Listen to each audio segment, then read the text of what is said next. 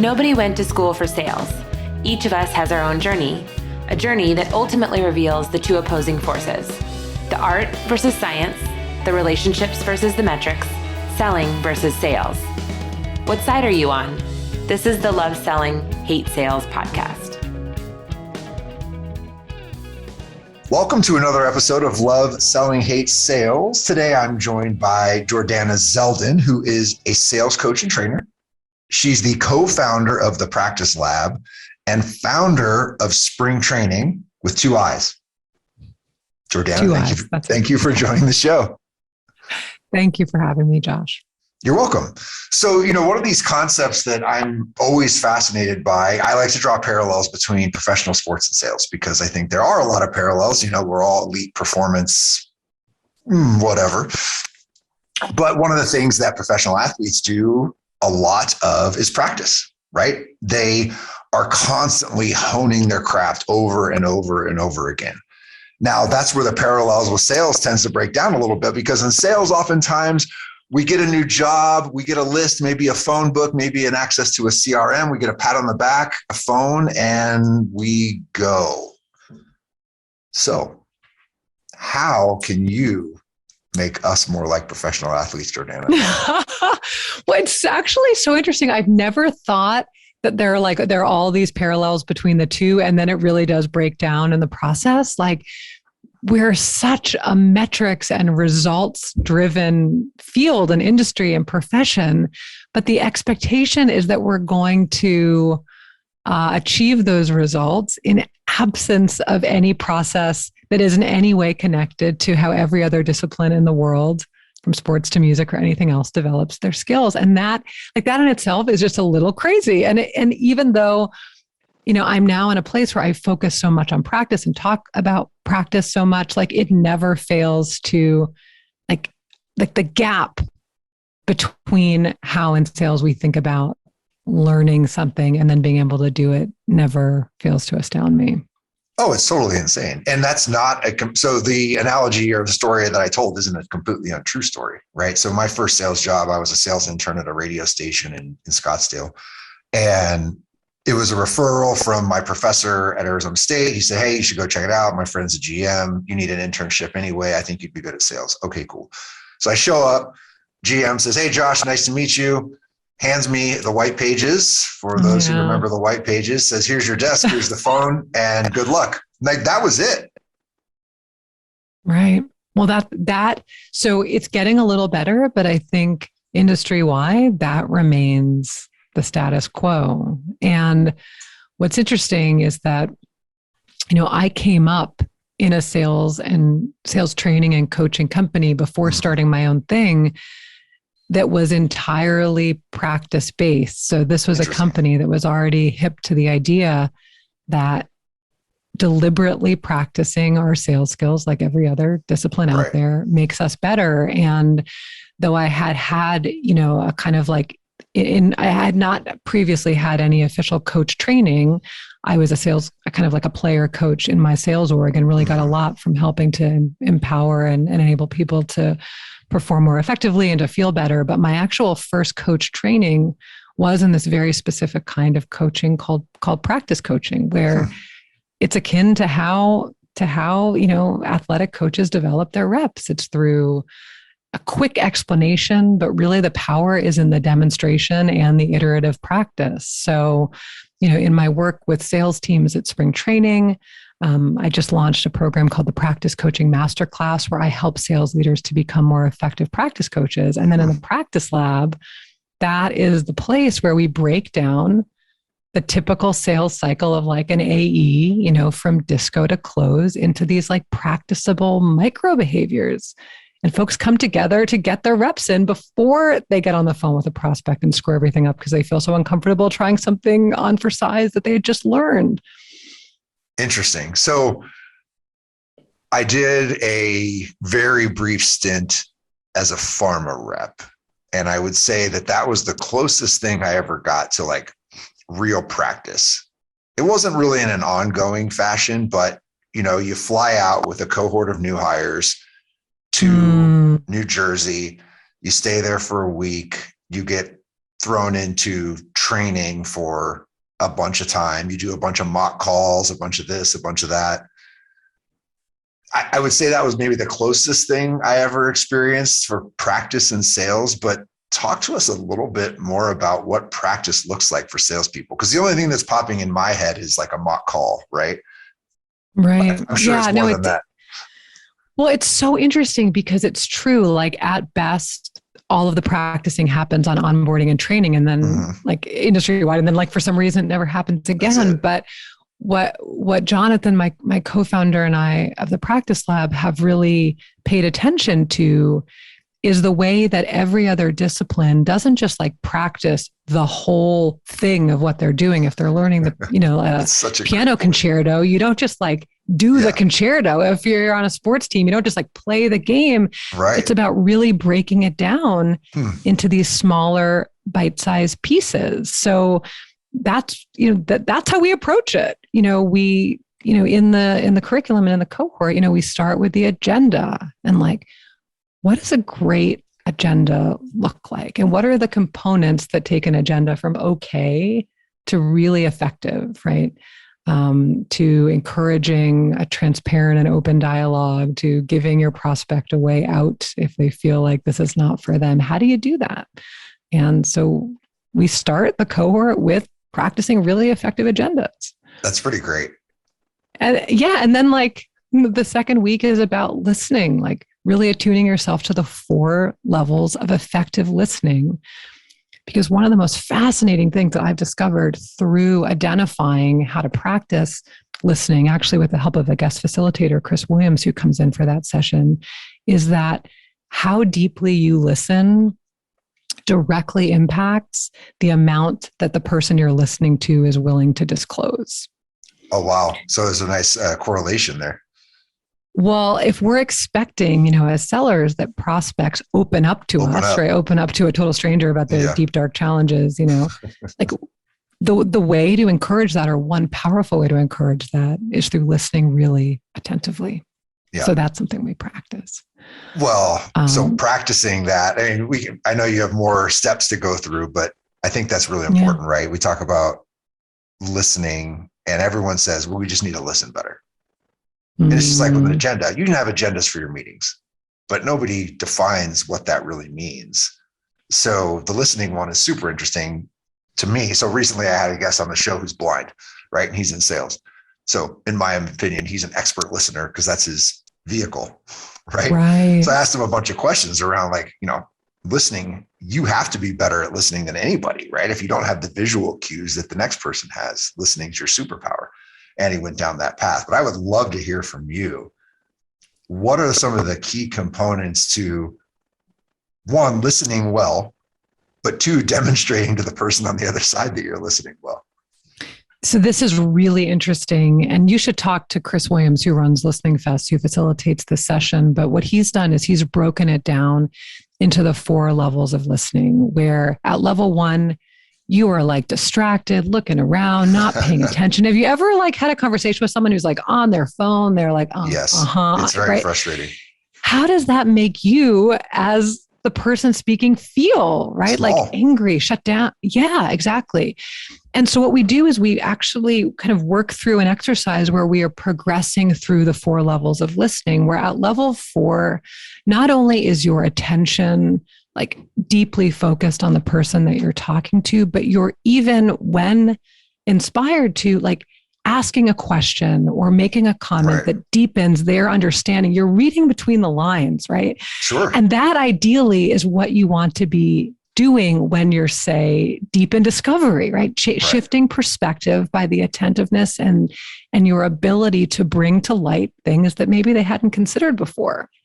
And what's really cool about this exercise is that people often say, oh my God, I realize like so often on my sales calls, I'm a level 1 or a level 2 listener, right? And they feel that. And they also feel what it feels like to be listened to at that level and how shitty it feels and how untrusting it feels, right? Right. And then when they have that experience of ratcheting it up and developing that awareness of what it feels like, both as the listener and the person on the receiving end, they're then able to take that feeling and bring it right into their next discovery calls for greater effectiveness and more disclosure. And it is cool.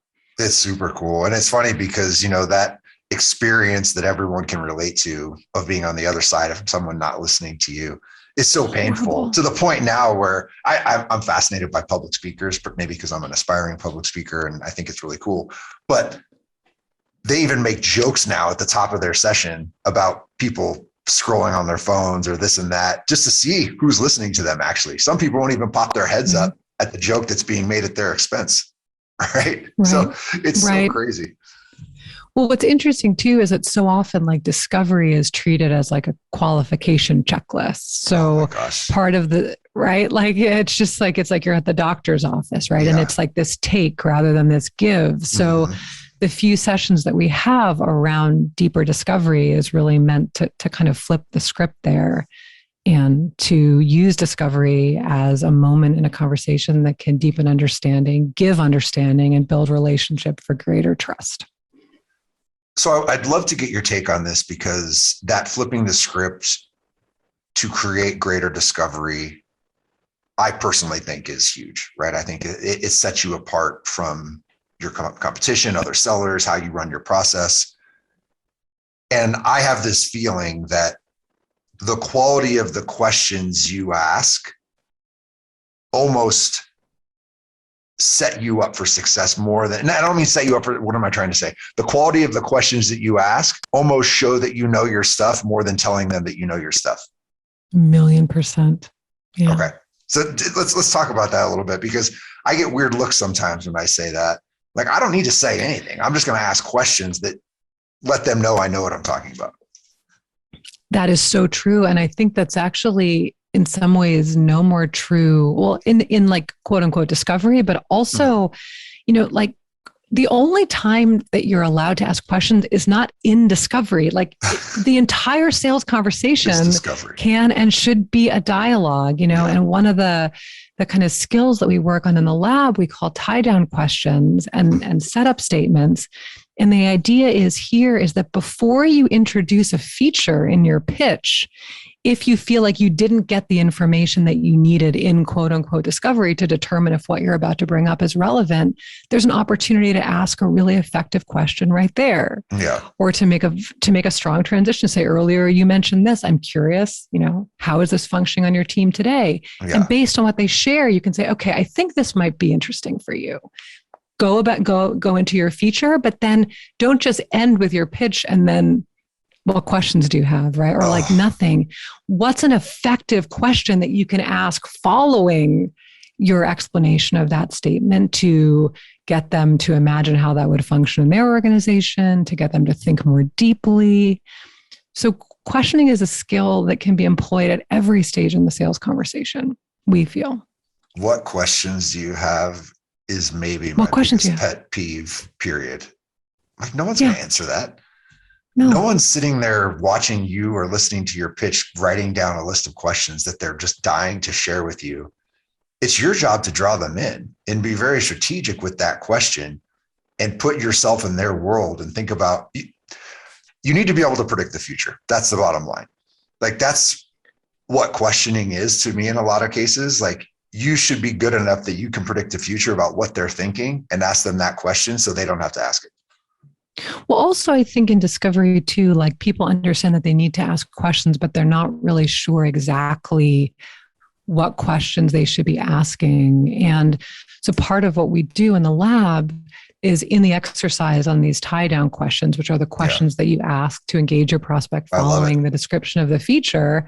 Like, we encourage sellers in lab to create a bank of questions that are working for them in practice, and their partner is able to say, hey, that question felt good, or actually that question felt like it's serving you more than it's serving me. Those questions that are like, hey, how much money could you imagine saving if you employed our solution today versus, no, those are not tie down questions that serve the buyer in the conversation, right? But I'm curious, like, who on your team do you imagine would benefit from this feature that I've just described? That's a question that invites more participation. That would be a really good tie down question. What are your thoughts when you're selling to a committee, which oftentimes you are, especially if you're in the room, and even more so now on Zoom calls, at addressing specific people with those tie down questions? versus opening it up to the room? Yeah, that's a really interesting question. That's not one that's come up. I guess it depends. Like, you have to be pretty clear and dialed in on who's playing what role. So if you have a technical person in the room along with, let's say, someone who's more client focused, if you're walking through a technical part of the product, that might be an opportunity to, do a kind of setup statement and say, hey, I'm curious, like, there's this one aspect of our product, like, how are you doing this today? So-and-so. Right. And then they tell you, and you can say, okay, so let me just direct you here. Yeah. Walk them through that aspect of the feature, and then follow it up with a question, right?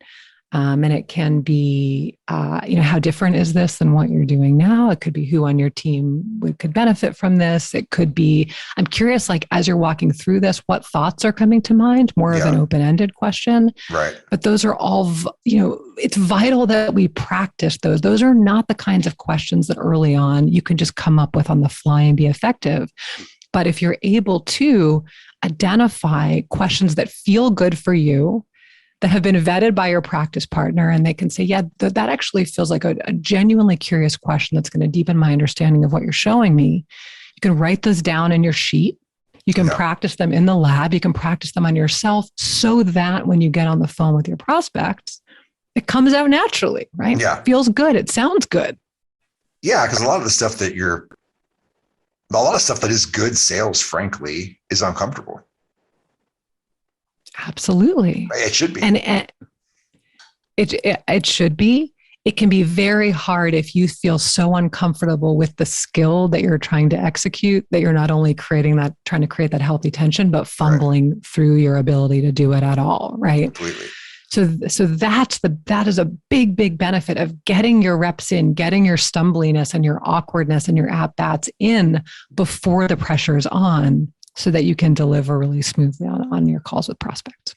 Well, I'm super curious because, one of the things that I always struggle with when it comes to like mock calls in, we'll call it a practice setting, is the person playing the prospect always does such a shitty job, right? Like, it's never reality. To me, you always swing in one of two directions. You swing in the direction of just keep the conversation going, play nice, and placate the person that's practicing, or you swing way too far the other way and you're a complete jerk, and it's just like objection, just to see like how they objection handle. So talk to me about practice in your world. Like, how do we make it more usable, more, I don't know, like more like the real world in practice? Or is that not the goal at all? Right? Maybe I'm thinking about this all wrong. Well, I don't think you're thinking about it all wrong. I mean, what I'd say is that when I teach managers on sales teams how to practice coach, I've always found it to be really effective for them to position the practice as preparation in the same way that an athlete preps for a game. So you're not just living in this fantasy world to role play for role play's sake, but you really ground it in the person you're coaching's reality. And you say, I'm curious, like, Josh, what meetings do you have coming up this week? Okay. Who is it with? Great. Let's use this session to prepare for that upcoming meeting. So suddenly it feels like there's a point, right? Just beyond the futility of repetition. So that's the first thing. The second thing is when, like in the practice lab, sellers are from different organizations. So doing an exercise around, let's say, like a deep discovery exercise would be really hard to do effectively if you were in the context of role play. So for those labs, we take sellers out of the context of selling and into the realm of real conversation. Okay. So we have folks playing, the seller or the questioner or the discoverer ask their partner about a change they want to make in their life, like a real one, or about a purchase that they're thinking about making. Okay. And then they're able to use the various aspects that we teach that make for effective discovery around making sure that you're getting a solid sense of where your partner is at, right? Where they want to be, why they have not taken action to date, what the impact would be if they do nothing, you're given some guidance about the areas that you need to inquire about, but you're doing so in the context of a real conversation with a real person who actually has a real change they want to make. And that's where that shift in discovery as a checklist of questions on a sheet and discovery as like genuinely curiosity fueled happens for people. I find this completely fascinating because we're gonna come back to my sports analogy because I'm dense and that's how I think. So yeah, cool. My son right now is being coached by a former major leaguer, right? Whoa, and cool. Right. And up until this point, I coached him, dad coach, right? T-ball, coach pitch, all this kind of stuff. And dad coach just does what dad coach does, right? He hits him some grounders. He tells him to throw to first base, introduces a few scenarios. It is what it is, right? It's practice for dad coach. Well, former Major League Baseball player coach, nothing is happening at game speed. It's all these micro lessons that build foundations on one another, right? There's these little things, right? Like you would never do that in a game. You would never do that in a game, but all of them put together, you never see them practice at game speed, I guess is my point. No. Whereas we do these mock calls and we like try to mock up game speed. That's not the intention. What you're talking about is getting comfortable in like situations, not in this mock call, right? Like these little micro things that build up a foundation that you can use. I am so glad you brought that to light for so many reasons. So what you're describing is called deep and deliberate practice. And the science of behavioral change and skill development, as well as neuroscience, backs everything that you just said, which is that if you go slowly and deeply, making mistakes, stumbling, doubling back and making corrections, that is where you most effectively develop your neurological circuitry, because it's not about in practice proving that you can play the game, right? Right. It's about building the awareness and muddling through so that when things speed up, you've got more skill. And that's exactly what we encourage in the lab. So in our objection handling lab, we have a 6-step framework that we teach, but we're really encouraging people to muddle through. It starts when you receive an objection by welcoming it and actually connecting with a beat of gratitude that your prospect told you something that's on their mind rather than ghosting you. So it's not just like, okay, I completely understand. It's like, hey, I really, really appreciate the transparency, or I'm really glad you brought that up. Right. Step 1. Okay. Right. Step 2, this one can be challenging. We empathize, but not validate. And that is a very tough line for people to toe. And I'll give you a demonstration. And this was one of the chief. Okay. So someone, and this is going to be a bit of an exaggerated version, but let's say someone says, we're going to go with your competitor. Your price is too high, right? Validating an example might be, you're right. Our price is too high, right? An empathetic statement might be, it would make sense that as you're evaluating different options, price is going to be something you're thinking about. Yeah. Okay. It's a tough line to toe, right? Or we're going to go with a competitor. I'm trying to think of what a validation of that, but an empathizing statement would be, I've got to say, I'm really glad to hear that as you're thinking so seriously about finding a vendor, you're talking to a lot of different people. Like it's rewarding. It's rewarding what they're saying in the context of the buying decision. And that is really hard to come up with on the fly. And that is a step in the practice lab where we're like, guys, take your time, muddle through, like try a couple at bats, see which one feels right. And then when you get to one and your partner says, yeah, that one actually felt real, like write it down, right? And then use that to practice and refine and then turn it into game speed when you're on the phone with your prospects. But the time in the lab is to slow down and build awareness. That's so great. I could see myself being a total jerk in that situation. Oh, so this deal's actually real. You're talking to other people, not just me. Yeah.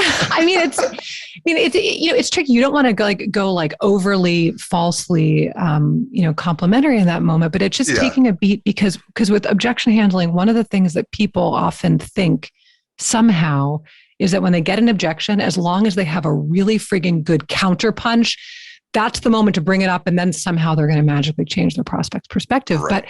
But at the moment of objection, not going to happen. Resistance is high, receptivity to new ideas is low. So when we handle an objection, we're not just trying to shift their mind, we're trying to take down the temperature of their resistance so that they're more receptive to what we have to say. And that requires some kid gloves early on in the process. You've got it. Yeah. Man, this is awesome. Let's shift gears just a little bit since we're coming up on time here. So where can the audience find you? Where can they find more about the practice lab, about spring training? Like, what do you want them to know? What are the key takeaways? Okay, here's what I want them to know. And what's become really clear to me and my co-founder of the lab in the last couple of weeks, which is the practice lab is not for everybody. It is so not for everyone. Like what we've come to learn about this cohort is that because this is a peer-to-peer practice-based community, yes, facilitated by us, that the quality of the partners, their genuine growth mindset, like mindedness, their humility, their generosity, like their comfort with stumbling and being a little awkward en route to learning something is vital for the success of everyone's improvement in their abilities. So I say that because we just wrapped the last cohort, the Q1 cohort. The next time we're going to be opening our doors is in Q3. We're soon going to be opening up applications both to individuals and teams. And for anyone who is curious about this approach, that feels like a really important disclaimer. And if based on what I've shared, you're like, yes, I'm humble. Yes, I'm growth minded. Yes, I'm generous, right? Yes, I'm willing to screw up and face palm in front of a partner, then I would encourage you to apply. And you can do that at thepracticelab.co. There's a wait list right now, but we'll be opening up applications soon. Very good. Well, Jordana, thank you so much for being on the show. It was a pleasure having you. We might have to do it again because it seems like there's a lot more to unpack here that my little brain's trying to wrap my head around. 30 minutes is not enough. No, not to talk about practice, man. In the wise words of Allen Iverson. All right. Thanks for joining.